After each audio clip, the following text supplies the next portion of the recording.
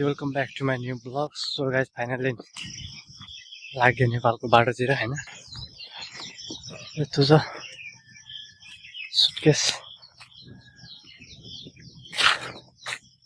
Hello guys, so finally पुग्यो सामान लिएर बाटोमा रिक्साको खोजीमा गइरहन् मान्छेहरू।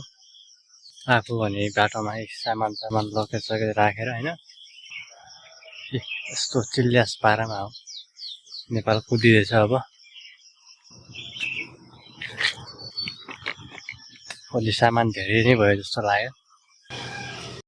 सो फाइनली यहाँ पुग्यो अहिले। यस्तो छ ठाउँ। सो गाइज हामीले जानुपर्ने छ उता हैन, पछाडि उता जानुपर्ने हो। त्यहाँबाट बोट चढेर फेरि बोट चढेर जानुपर्छ।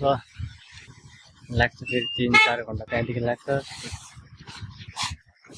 टोल तपाईहरुलाई म देखाउने गर्नेछु।